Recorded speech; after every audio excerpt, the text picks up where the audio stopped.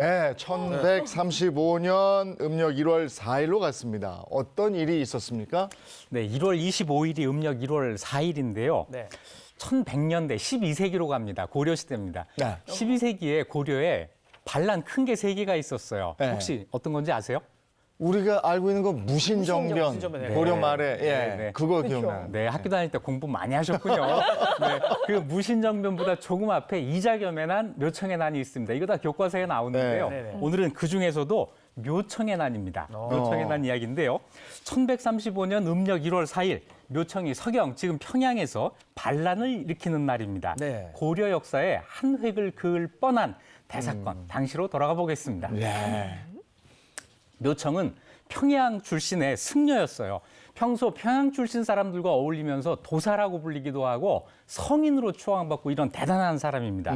그리고 반란을 일으키기 7년 전에 왕에게 이런 제안을 해요. 서경으로 평양으로 천도를 합시다 이런 거예요.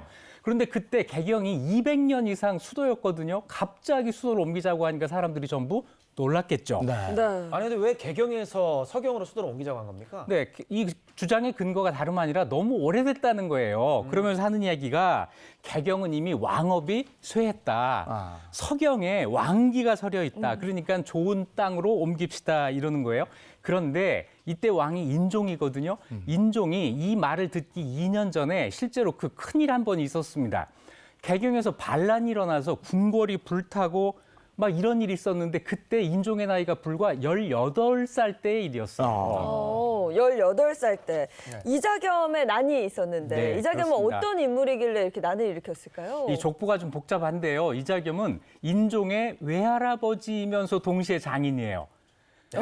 또 이상한 일인데. 이런 스토리 자, 나왔다. 이렇게 되는 외할아버지면서 거예요. 장인이에요? 네. 자, 이자겸이 인종의 아버지가 예종이거든요. 예종한테 딸을 들여가지고 왕비를 만들어서 왕의 장인이 돼요. 이 장인으로서 권력을 엄청나게 행사합니다. 아. 그런데 사위가 죽었어요.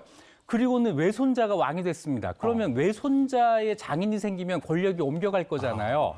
그래서 아주 그 획기적인 생각을 해요. 그러면 내가 장인 또 하면 되지. 그래서 셋째 딸을 인종의 부인으로. 아하. 좀 부족한가?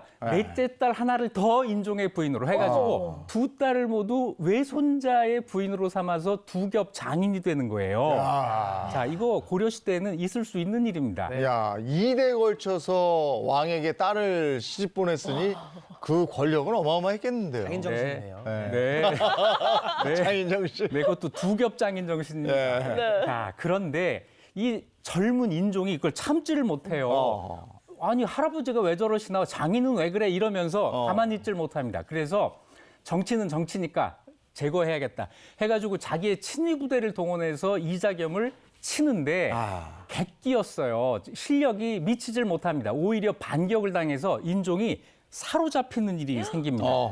이때 양측의 군대가 교전을 하면서 궁궐이 불타고 막 이러거든요. 네. 자, 이 위기 속에서 인종이 이자겸의 측근이었던 척준경이라는 사람을 구워 삶아서 이자겸을 죽이면 내가 너를 잘해줄게. 이래서 이자겸을 제거하고 그다음에 다시 척준경도 몰아내서 겨우 왕권을 유지하기는 하는데 이 20살 청년 왕한테는 이게 굉장히 어려웠겠죠. 이 틈을 묘청이 파고 들어간 거예요. 이게 지덕이다 해서 이런 일이 생긴 거니까 우리 서경으로 천도합시다.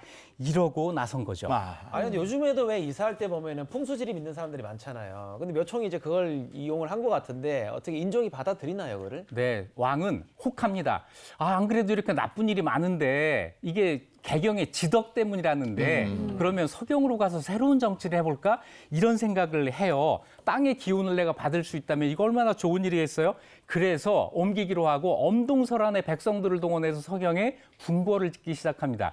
원성이 하늘을 찔렀겠지만 네. 뭐 그러거나 말거나 나는 좋은 땅을 찾아갈 거야 하면서 신나게 준비를 해요.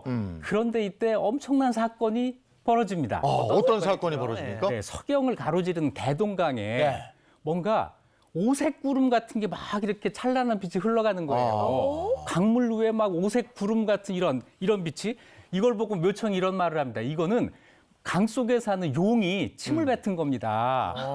이거는 천년에 한 번 있을까 말까 한 일입니다. 서경은 이렇게 좋은 일입니다. 과연 수도가 될 만한 곳입니다. 막 이러면서 서경을 막 치켜 올린 거죠. 아, 이렇게 자연에서까지 신호를 보내니 뭐 빨리 가야 되겠다 생각했겠네요. 그런데 묘청의 꼼수였어요. 묘청이 그걸 만들기 위해서 커다란 떡에다가 네. 기름을 넣어가지고 이거를 강물 속에다가 빠뜨려 놓은 거예요. 그러니까 시간이 이렇게 갈수록 기름이 떠오를 거 아니에요. 그래서 네. 물에 이제 이렇게 오색 기운이 나오는 건데 사람들이 전부 막 놀라고 있을 때 그때 마침 평소에 기름 좀 만지는 사람이 네. 저거 나 많이 보던 건데 저 물속에 뭐 있을 거야 해가지고 물속에 들어가서 그 떡을 찾아내요. 아이고. 아이고. 네, 그 바람에 아. 이 만든 이 기적이 탄로가 나는 네. 거죠. 아, 꼼수가 드러나게 된 거네요. 네. 그런데 묘청은 왜 이렇게 석영선조에 열을 올렸을까요? 네, 자기 고향으로 수도를 옮기려고 한 거죠. 그래서 200년 동안 개경을 중심으로 해가지고 문벌 귀족들이 갖고 있던 이 권력을 자기들이 이제 바꿔 가려고 한 겁니다. 자, 그런데 천도를 하고 이제 막 이런 일이 탄로가 나고 하는데 운도 없었어요. 자꾸 자연재해가 일어나는 거예요. 그러니까 왕이 서경으로 가면 좋은 일만 있다면서 왜 그래요 하면서 묘청을 의심하기 시작하죠. 왕이 의심한다는 낌새를 딱 챈 개경 사람들이 이제 공격을 하기 시작합니다.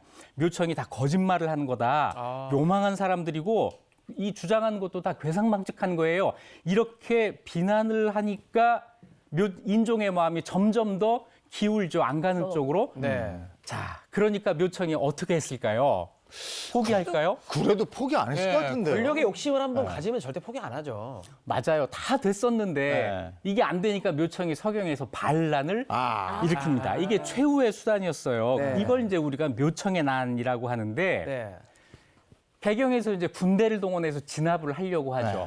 그랬더니 금방 묘청 군대 안에서 내분이 일어나서 사람들이 왕에게 선물 하나를 들고 와요. 네. 자, 뭘 뭐였을까요? 가져왔을까요? 전투를 이제 좀 끝내자는 의미에서 뭔가 하나를 이렇게 상징을 주지 않을까요? 묘청에 목을 들고 옵니다. 어머나. 네.